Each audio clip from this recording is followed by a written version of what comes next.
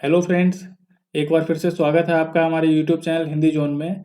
जैसा कि आप लोग स्क्रीन पर देख पा रहे हैं, आज हम लोग एक नए वीडियो के साथ आए हैं। आज के इस वीडियो का टॉपिक है पेपर वन में हम लोग किस तरीके से अच्छा परफॉर्म करें और उसके लिए क्या बेस्ट स्ट्रेटजी होगी, उसके बारे में आज हम लोग इस वीडियो में चर्चा करेंगे। क्योंकि नेट जेआरएफ का एग्ज़ाम अब ज़्यादा दिन दूर भी नहीं है और बहुत कम समय है हमारे पास, और उस कम समय को हम किस तरीके से बेस्ट यूटिलाइज करें जिससे कि हम फाइनल एग्ज़ाम में अपना अच्छे से अच्छा स्कोर दे पाएँ।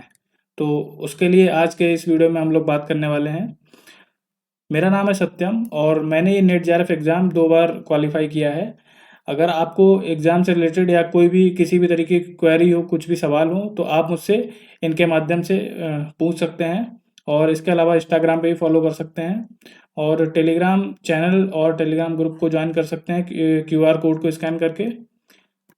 जो हमारा कॉमन पेपर है जिसका नाम है टीचिंग एंड रिसर्च एप्टीट्यूड, इसको हिंदी में बोलते हैं शिक्षण एवं शोध अभिवृत्ति। और इस पेपर वन में 10 यूनिट होती हैं, जो कि पहली यूनिट है टीचिंग एप्टीट्यूड, दूसरी है रिसर्च एप्टीट्यूड, तीसरी है रीडिंग कॉम्प्रिहेंशन, चौथी है कम्युनिकेशन, पांचवी है मैथमेटिकल रीजनिंग एंड एप्टीट्यूड, छठी है लॉजिकल रीजनिंग, सातवीं है डेटा इंटरप्रिटेशन, आठवीं यूनिट है इंफॉर्मेशन एंड कम्युनिकेशन टेक्नोलॉजी, नवीं यूनिट है पीपल डेवलपमेंट एंड एनवायरनमेंट, और 10वीं यूनिट है हायर एजुकेशन। तो पेपर वन में बेस्ट स्कोर करने के लिए क्या करना पड़ेगा? सबसे पहले तो हम लोग जानेंगे कि हमारी स्ट्रेंथ क्या है और हमारी वीकनेस क्या है। इसका मतलब है कि किस यूनिट में हम अच्छा परफॉर्म करते हैं और कौन सी यूनिट है जो जिसमें हमारा कम इंटरेस्ट होता है या फिर जिसमें हम क्वेश्चन डिफिकल्टी के साथ सॉल्व कर पाते हैं। तो सबसे पहले है know your strength and weakness. तो आपकी स्ट्रेंथ क्या है और आपकी वीकनेस क्या है, इसके लिए सबसे पहले हम इस टेबल को बना लेंगे। और इसमें क्या है, सबसे पहले हमें वो ढूंढना है कि हम किस कौन सी यूनिट है जिसमें हम एक्सपर्ट हैं या फिर हम जिसमें हम गुड स्कोर करते हैं। जैसे कि 5 में से पाँचों क्वेश्चन सही कर लेते हैं या फिर 4 कर लेते हैं 5 में से, तो वो आ जाएगी गुड में। कौन सी यूनिट एवरेज है जिसमें आप 2 क्वेश्चन सही करते हैं, 3 तक पहुंचते हैं, 3 से ज़्यादा नहीं कर पाते हैं, तो वो आपकी एक एवरेज यूनिट आ जाएगी। और कौन सी यूनिट है जिसमें आप बहुत कम स्कोर कर पाते हैं, वो आपके लिए वीक में आ जाएगी, जिसमें आप मुश्किल से कभी कभार 1 या 2 तक पहुंच जाते हैं, तो वो आपके लिए वीक यूनिट में आ जाएगी। तो ये सब करने का क्या फ़ायदा है वो भी आप धीरे धीरे इस वीडियो में जान जाएंगे। तो अगर एक एग्जाम्पल के रूप में समझाया जाए, अगर मैं अपनी ही बात करूं, अगर मैं ये एग्ज़ाम दे रहा होता तो मैं किस तरीके से टेबल बनाता। तो जैसे यूनिट 1 है टीचिंग एप्टीट्यूड, इसमें क्या है, ये बढ़िया यूनिट है और इसमें मुझे पढ़ने में इंटरेस्ट आता है, मेरे क्वेश्चन भी सही होते हैं, तो इसको हमने अपना एक्सपर्ट या गुड कैटेगरी में डाल दिया। रिसर्च है, रिसर्च में भी आराम से इसमें कर सकते हैं। रीडिंग कॉम्प्रिहेंशन भी मुझे आराम से आता है, कम्युनिकेशन भी आसानी से हो जाती है। Mathematical reasoning and aptitude, mathematical reasoning के क्वेश्चंस मेरे नहीं सही होते थे, कई बार नहीं हुए हैं, तो इसको हम अपना वीक में डाल देंगे कि जैसे कि इस पे मुझे काम करने की ज़रूरत है और इसको मुझे इम्प्रूव करने की ज़रूरत है। लॉजिकल रीजनिंग ये एवरेज में आ जाएगी। डेटा इंटरप्रिटेशन, इसको क्या है, डीआई, हालांकि मुझे मैथमेटिकल रीजनिंग में प्रॉब्लम रहती है, पर मेरे साथ क्या होता है, मेरा डीआई काफ़ी बढ़िया हो गया। और वो कैसे हुआ, प्रैक्टिस से हुआ। तो डीआई मेरी मान के चलिए एवरेज, एक्सपर्ट और एवरेज दोनों के बीच की है। मतलब कि मोस्टली मैं डीआई कर लेता हूँ, पर कभी कभी अगर टफ आ जाता है तो उसमें नहीं होता है। जैसे कि मेरा फर्स्ट टाइम नेट हुआ था तो मेरे डीआई में से 5 में से पाँचों क्वेश्चन सही थे। सेकेंड टाइम जब हुआ था तब मेरे 5 में से 4 क्वेश्चन सही थे। तो मैं मान सकता हूँ कि डीआई में मेरा ठीक ठाक स्कोर आता है। आईसीटी मेरी फेवरेट यूनिट है और इसमें मेरे क्वेश्चंस बहुत कम ही गलत होते हैं, तो ये भी अपनी गुड यूनिट है। और तो जो नवी यूनिट है ये भी अच्छी यूनिट में आ जाती है। और ये हायर एजुकेशन है, इसमें इसको भी पढ़ने में इंटरेस्ट आता है। इसमें बहुत सारे फैक्ट हैं एजुकेशन को लेके, हमारे यहाँ ब्रिटिश रूल से लेके मॉडर्न टाइम तक क्या क्या सुधार हुए, क्या चीज़, तो इन सब चीज़ों को पढ़ने में काफ़ी मज़ा आता है। और गवर्नेंस के बारे में जानते हैं हम लोग, पॉलिसीज़ के बारे में जानते हैं, कौन सी कब पॉलिसी आई, तो इसको भी मान के चलिए कि एक्सपर्ट या एवरेज आराम से, अगर कभी फैक्ट कुछ पूछ लेता है तो इसमें समस्या हो जाती है अगर हमें नहीं पता है तो, बाकी इसमें भी आराम से स्कोर किया जा सकता है। तो ये टेबल बनाने का फ़ायदा क्या है वो भी मैं आप लोगों को बता दूं कि आपने इस तरीके से अपनी यूनिट्स को नोट कर लिया कि आपकी कौन सी यूनिट बढ़िया है, कौन सी वीक है। इसके बाद आप क्या करेंगे, आप जो जितनी भी आपकी स्ट्रॉन्ग यूनिट है उनको काउंट कर लेंगे। जैसे कि 1 2 3 4 5 6 7, लगभग 7 हैं, मान के चलिए 6 तो एकदम क्लियर 6 यूनिट हैं जिनमें आप बहुत अच्छा स्कोर कर रहे हैं। और 1 2 3 3 यूनिट है मान के चलिए जिनमें एवरेज आप एवरेज स्कोर कर रहे हैं 3 में। और वीक कौन सी है, वीक है ये वाली, तो इसके लिए क्या है, वीक में आ जाएगी 1। अब इनके क्वेश्चंस कितने हो जाएंगे, 30 क्वेश्चन ये हो गए हैं, और जो एवरेज है इसमें से 15, और वीक है, वीक में 5 क्वेश्चन। अब इसको आपको करना क्या है, मान के चलिए आपने परीक्षा तक इतना अच्छा रिवाइज किया, इतने अच्छे से इन यूनिट्स को पढ़ा कि आप 30 में से आराम से 25 प्लस स्कोर कर रहे हैं एग्जाम में। तो आप जो अपनी स्ट्रॉन्ग यूनिट्स हैं उनको इतने अच्छे से रिवाइज करें कि आप उनमें 25 क्वेश्चन से ज़्यादा कर लें हर हालत में। जो एवरेज यूनिट है इनसे 15 क्वेश्चन आएंगे, तो अगर एवरेज हैं तो इनको आराम से आप 5 to 6 क्वेश्चन कर सकते हैं। और जो वीक है, वीक में चलो नहीं होता है लेकिन फिर भी 1 से 2 क्वेश्चन तो आप कर सकते हैं। तो अगर ओवरऑल देखा जाए तो 25 और 5 30, 31 से लेके 32 क्वेश्चन आराम से हो जाएंगे। और जो वीक यूनिट है इसको भी पेपर में पूरा छोड़ना नहीं है, इसको किस तरीके से सॉल्व करना वो भी हम वीडियो के एंड में देखेंगे। जिस तरीके से धीरे धीरे पेपर डिफिकल्ट होता जा रहा है उस हिसाब से आपको मिनिमम पेपर 1 में 32 से ज़्यादा क्वेश्चन सॉल्व करके आने हैं, क्योंकि जितना ज़्यादा आप पेपर 1 में स्कोर करेंगे उतना आपका पेपर 2 का बर्डन कम हो जाएगा। सपोज कीजिए आपने यहाँ पे 32 क्वेश्चन सही कर लिए हैं, तो पेपर 2 में आपको, अगर आप 70 क्वेश्चन भी कर रहे हैं तो 70 और 32 हो गया 102, मान के चलिए आपका 204 स्कोर हो गया। पेपर 2 में कोशिश कीजिए कि इससे थोड़ा बेटर ही करें, 70 से ऊपर जाएं, 75 से ऊपर ही रहने की कोशिश करें, क्योंकि जिस तरीके से पेपर डिफिकल्ट आता है, जिस तरीके से कट ऑफ हाई जा रहा है आजकल, तो कोई बड़ी बात नहीं है कि जेआरएफ का कट ऑफ 210 तक भी चला जाए। तो उसके लिए आपको 105 क्वेश्चन टोटल सॉल्व करने पड़ेंगे। तो कोशिश कीजिए कि आप पेपर 1 में 35 क्वेश्चन आराम से सॉल्व करें, 35 क्वेश्चन से ज़्यादा ही सॉल्व करने की कोशिश करें। लेकिन अगर आप नहीं कर पाते हैं तो मान के चलिए 32 क्वेश्चन तो आपको हर हालत में करने ही हैं, जिससे कि आपका स्कोर अच्छा रहे और आप कट ऑफ में जगह बना पाएँ। सबसे पहले इसमें क्या करेंगे, सबसे पहले हम अपनी स्ट्रॉन्ग यूनिट्स के लिए टाइम निकालेंगे, 2 से 3 दिन में पूरा का पूरा रिवाइज करें। उसके बाद जो भी टाइम मिलता है उसमें आप अपनी वीक यूनिट्स पे भी ध्यान दें और एवरेज यूनिट्स पे भी ध्यान दें। तो आपको करना क्या है, आपको अपने अगले 10 से 15 दिन में सारी यूनिट्स रिवाइज करनी है, उनको थोड़ा टाइम डेडिकेट करना है, किस तरीके से आप उनको पूरा ओवरऑल रिवाइज कर पाएँ। अब आगे हम लोग बात करते हैं, सबसे इम्पोर्टेंट आ जाता है जो आपको इस पेपर 1 की रेस में बहुत से लोगों से आगे पहुंचाता है, वो है रीडिंग कॉम्प्रिहेंशन और डेटा इंटरप्रिटेशन। तो इसमें क्या है, टोटल 10 क्वेश्चन आते हैं, रीडिंग कॉम्प्रिहेंशन से 5 और डीआई से 5। अगर आप इसमें से 10 में से 10 कर लेते हैं या फिर 10 में से 9 भी कर लेते हैं तो मान के चलिए आप बहुत लोगों से रेस में आगे हैं।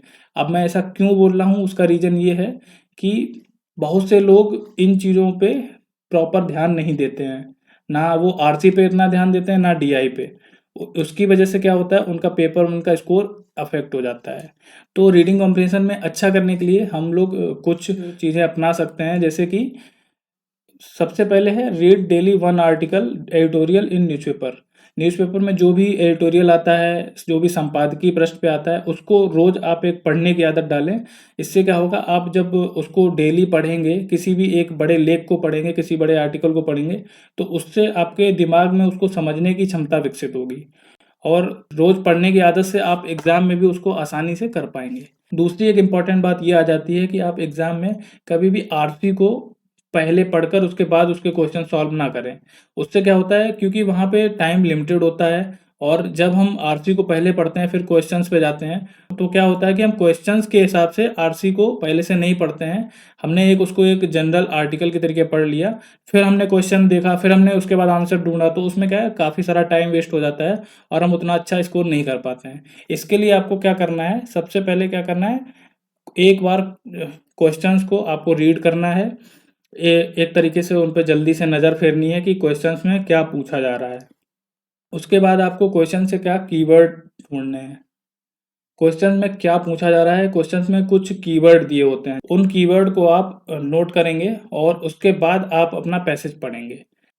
तो इससे क्या होता है, जब हम क्वेश्चंस को पढ़कर आरसी को सॉल्व करते हैं तो हमारा माइंड एक्टिव होता है, हमको पता होता है कि क्वेश्चन में क्या पूछा गया है, उस हिसाब से उस कीवर्ड को हमें आरसी में ढूंढना है। तो बस उस तरीके से हम कीवर्ड को सर्च करके और वन बाई वन करके हम अपने सारे क्वेश्चन को आराम से सॉल्व कर सकते हैं। तो इससे क्या होता है, टाइम की भी बचत होती है और हमें इतना ज़्यादा आरसी के लिए परेशान नहीं होना पड़ता है। इसके अलावा कभी-कभी क्या होता है कि जो एग्ज़ाम होता है इसमें जो भी आरसी बनाया जाता है या जो भी क्वेश्चन पेपर बनाया जाता है वो एक लैंग्वेज में बनाया जाता है और उसको दूसरी लैंग्वेज में ट्रांसलेट किया जाता है। तो कभी-कभी क्या होता है कि ट्रांसलेशन की वजह से हमें क्वेश्चन पूरी तरीके से नहीं समझ में आता है। तो इस केस में अगर कोई भी जैसे कभी-कभी क्वेश्चन नहीं क्लियर हो रहा है तो उसके लिए क्या करना है, आपको स्क्रीन पे लैंग्वेज चेंज करने का ऑप्शन दिखता है। आपको क्या करना है, सिंपली उसमें से लैंग्वेज चेंज करनी है। लैंग्वेज चेंज करके आपको दूसरी लैंग्वेज में पढ़ना है। जैसे अगर आपने हिंदी में कोई क्वेश्चन दिया और आपको नहीं समझ में आया तो आपने लैंग्वेज चेंज करके उसको इंग्लिश में एक बार पढ़ लिया। मैंने इसको कई बार एग्ज़ाम में अप्लाई किया है और इससे मुझे हेल्प भी मिली। तो आपको भी अगर कभी ऐसा कुछ कन्फ्यूजन हो एग्ज़ाम में, कोई क्वेश्चन की लैंग्वेज नहीं समझ में आए, तो आप आराम से उसको लैंग्वेज को चेंज करके क्वेश्चन के एसेंस को समझने की कोशिश करें कि इसमें क्या पूछा गया है और उस तरीके से उसको सॉल्व करें। ये तो हुई आरसी की बात। अब हम आगे बात करते हैं डेटा इंटरप्रिटेशन के बारे में। तो डीआई को सॉल्व करने का एक ही तरीका है, जितनी ज़्यादा से ज़्यादा हम उसकी प्रैक्टिस करें। चाहे चाहे वो पाई चार्ट हो, चाहे सिंगल ग्राफ हो, चाहे डबल ग्राफ हो, चाहे टेबल चार्ट हो, सारे तरीके के डीआई को हम लगातार बार-बार प्रैक्टिस करेंगे और इसके जो कॉन्सेप्ट है उस पे हम ध्यान देंगे तो एग्ज़ाम में आसानी से डीआई भी सॉल्व हो सकता है। इसके अलावा जो एक मोस्ट इम्पॉर्टेंट चीज़ हो जाती है वो ये है कि कभी भी आप जब मॉक देते हैं या पीवाईक्यू लगाते हैं तो उसमें से आरसी और डीआई को स्किप मत कीजिए।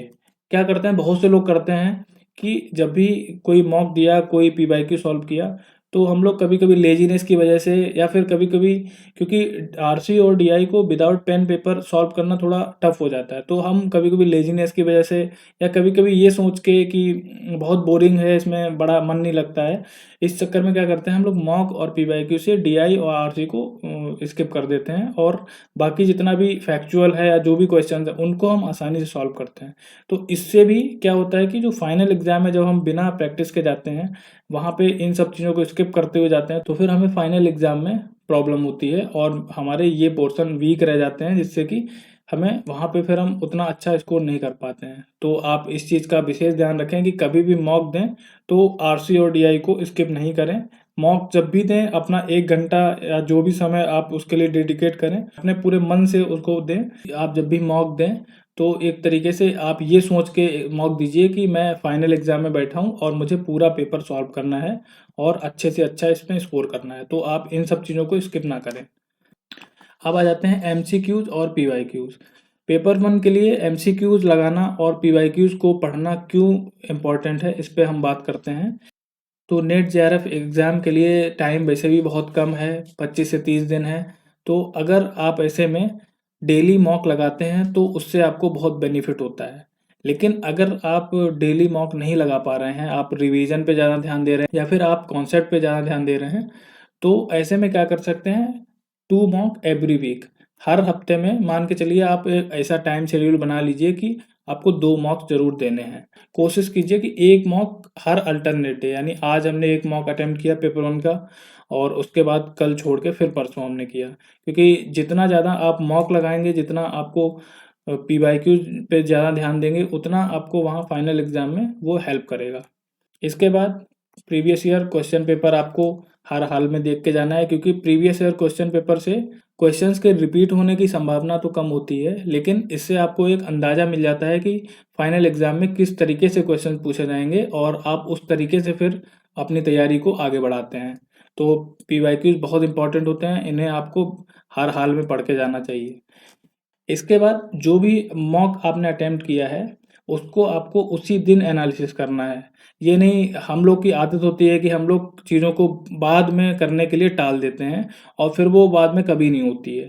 तो जो भी आपने मॉक दिया है उसको उसी दिन एनालिसिस करें कि आपने क्या स्कोर किया है और क्या आपकी वीकनेस है, कहाँ आपने उम्मीदों के हिसाब से स्कोर नहीं किया है। और इसके लिए सबसे बढ़िया तरीका क्या है कि एक टेबल बनाइए और उसमें अपना मॉक टेस्ट डालिए, जो भी डेट है और उसके हिसाब से जो भी आपने मार्क्स गेन किए थे उस मॉक में। मतलब मॉक्स को इतना लाइटली नहीं लेना चाहिए कि जैसे मन हुआ उस तरीके से मॉक दे दिया और उसके बाद फिर उसका अता पता नहीं, ना हमने एनालिसिस किया, ना हमने स्कोर चेक किया, ना हमने लीडर बोर्ड चेक किया कि हम किस तरीके से परफॉर्म कर रहे हैं और दूसरे किस तरीके से परफॉर्म कर रहे हैं, क्वेश्चंस की डिफ़िकल्टी क्या थी।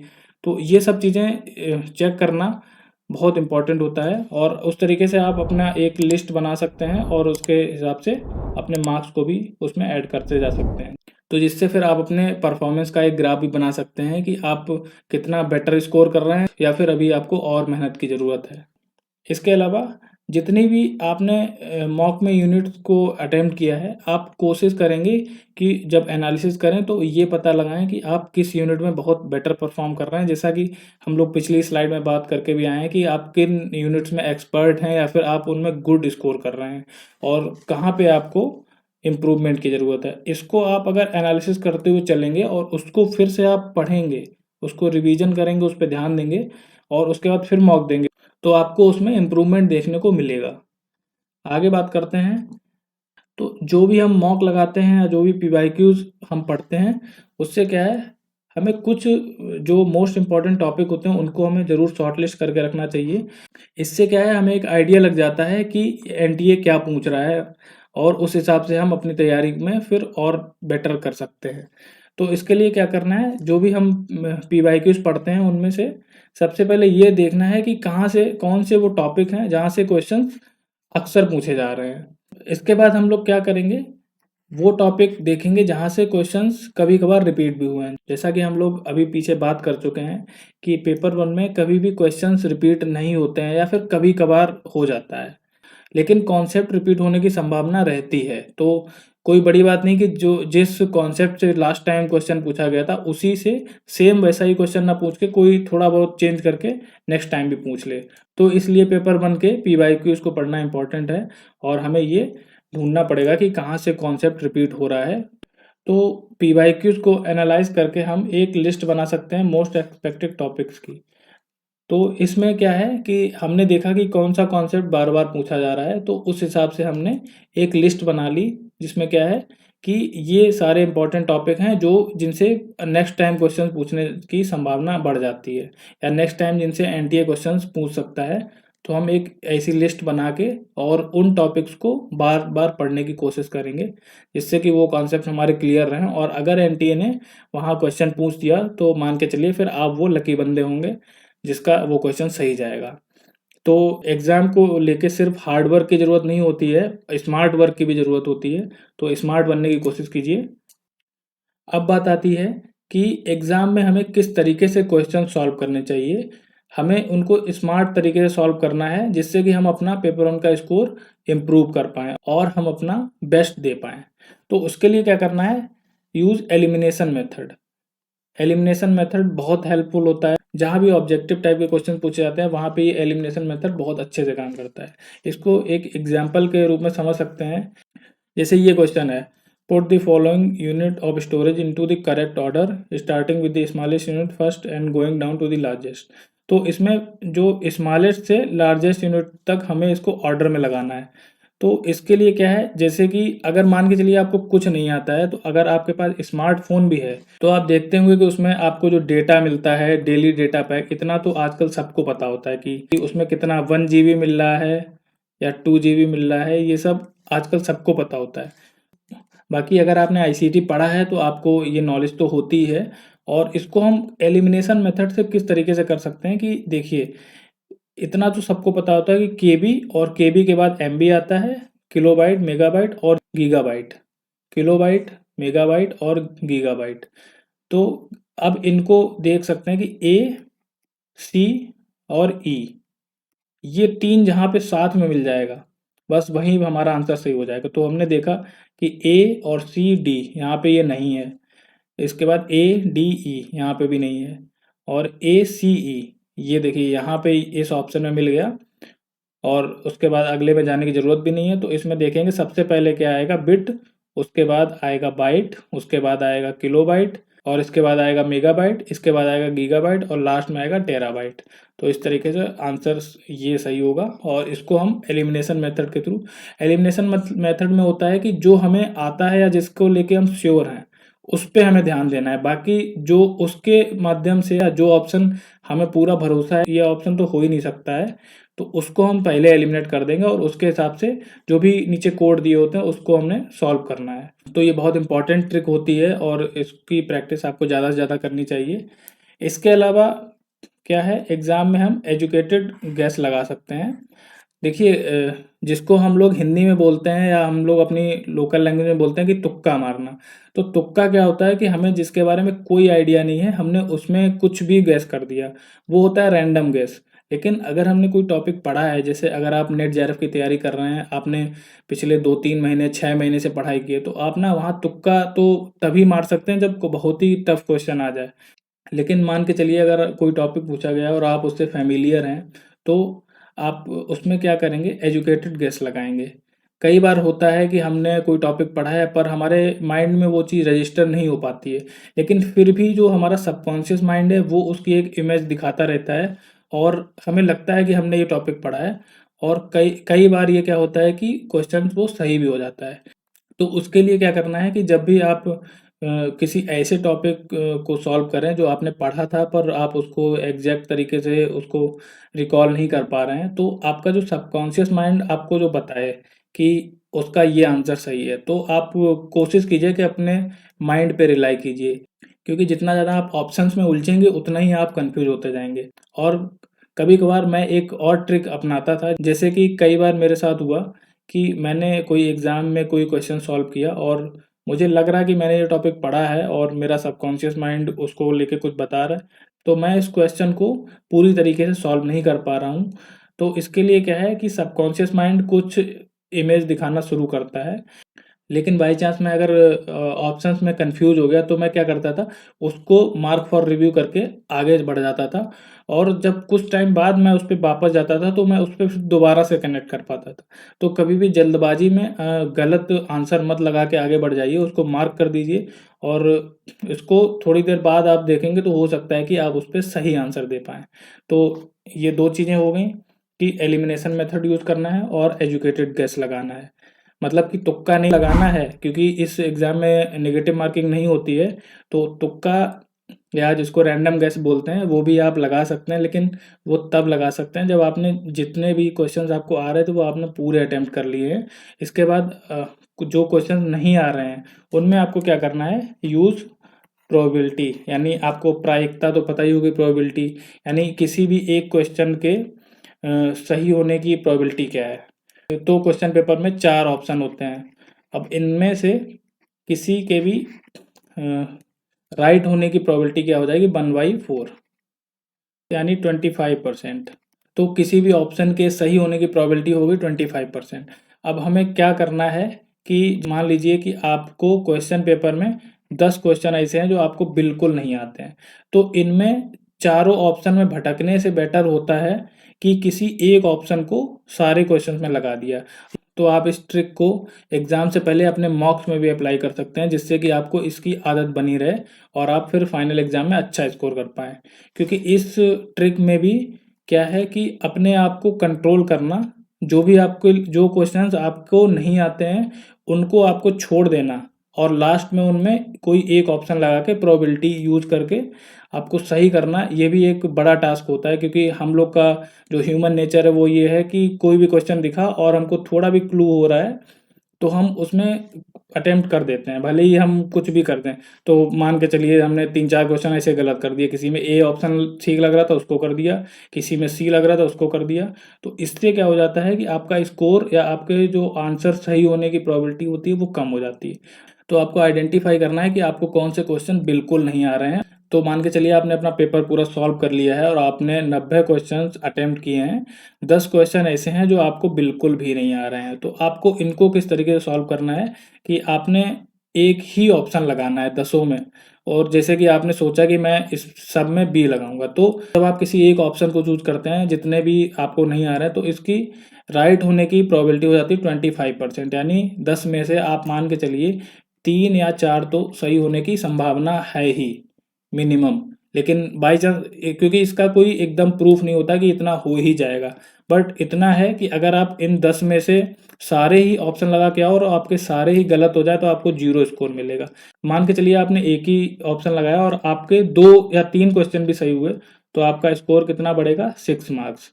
तो इस चीज़ का हमें ध्यान रखना है कि हमें इससे पॉजिटिवली बेनिफिट लेना है, क्योंकि एग्ज़ाम में कोई नेगेटिव मार्किंग नहीं होती है। तो हमें इसका ध्यान रखना पड़ेगा। तो एग्ज़ाम में जो भी क्वेश्चन नहीं आते हैं उसका हमें बेनिफिट किस तरीके से लेना है ये भी आपको आना चाहिए। और इसके लिए हम इसकी प्रैक्टिस ना मॉक से ही कर सकते हैं। मतलब मॉक में भी आपने 50 क्वेश्चन में से 45 अटेम्प्ट कर लिए और अब 5 आपको नहीं आ रहे हैं, लेकिन अब 5 को आप छोड़ तो सकते नहीं है वहाँ पे, क्योंकि अगर छोड़ देंगे तो फिर आपका ही लॉस होगा। तो इसलिए बेटर है कि आप जो क्वेश्चन नहीं आते हैं उनको, उनमें ये प्रोबेबिलिटी वाला फंडा अपने दिमाग में डाल लें और इससे अपना ज़्यादा से ज़्यादा बेनिफिट लें। तो इस वीडियो में जो भी बात हुई उसको अपनाकर आप अपने पेपर वन में बेस्ट स्कोर कर सकते हैं। और एग्ज़ाम बहुत ही करीब है, तो अपनी पढ़ाई और रिवीजन को लगातार करते रहिए। तो आप सभी को एग्ज़ाम के लिए ऑल द बेस्ट, और उम्मीद करता हूँ कि इस बार आप अच्छा स्कोर करेंगे और जेआरएफ का कट ऑफ क्लियर करेंगे। और ये था आज का वीडियो। अगर आपको वीडियो पसंद आया हो तो वीडियो को लाइक कीजिए, शेयर कीजिए और साथ में चैनल को सब्सक्राइब जरूर कर लीजिए। और टेलीग्राम चैनल को भी ज्वाइन कर सकते हैं। जल्दी ही मिलते हैं नए वीडियो में, तब तक के लिए स्वस्थ रहिए, पढ़ते रहिए। नमस्कार।